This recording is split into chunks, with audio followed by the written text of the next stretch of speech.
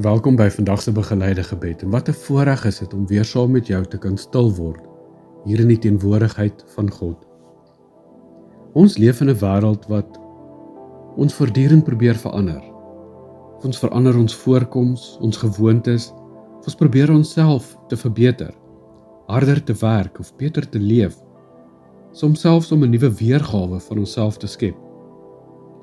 Maar Jesus praat van iets baie dieper wanneer hy vir Nikodemus in Johannes 3 vers 3 sê, as iemand nie weergebore word nie, kan hy die koninkryk van God nie sien nie. Maar Jesus kom sê nie vir ons, jy moet harder probeer of jouself beter maak nie. Wat hy kom sê is, jy het 'n nuwe lewe nodig.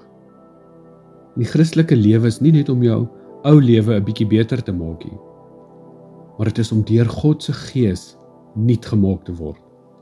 Miskien is daar vandag dele in jou lewe waar jy besef, Here, ek kan myself nie verander nie. En dit is presies waar God se genade begin. So ek wil jou vra, kom ons word vir so 'n oomblik stil. Haal net rustig asem, maak ons gedagtes stil. En vra jouself, Here, watter deel van my hart het U nodig om nuut te maak? Miskien is dit jou denke, of jou woorde, of verhoudings, of reaksies, jou begeertes. Moenie jouself veroordeel daarvoor nie, maar bring dit eenvoudig net na God toe. Jy hoef jouself nie nuut te maak nie. Jy moet jouself aan die een oorgee wat jou kan nuut maak.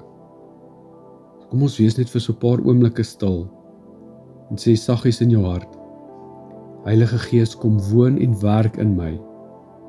Maak my hart nuut. Leer my om vanuit die nuwe lewe in Christus te leef.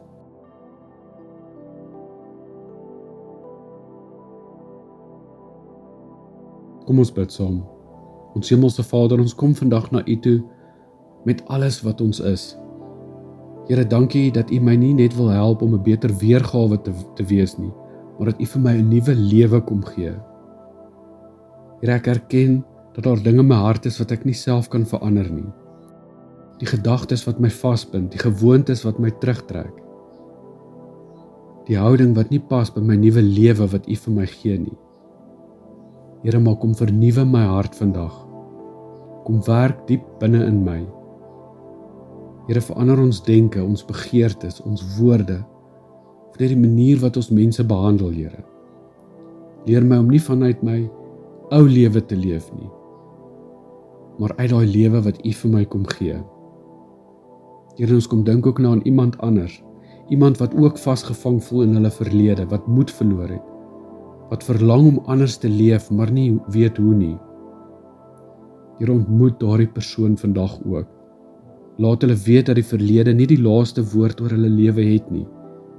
Here, want U bring nuwe hoop, nuwe geloof, nuwe lewe. Here, maak my nuut, vernuwe my hart vandag, en kom vul my met U Gees, en leer my om elke dag vanuit daai genade te leef. En ons bid dit in die naam van Jesus. Amen.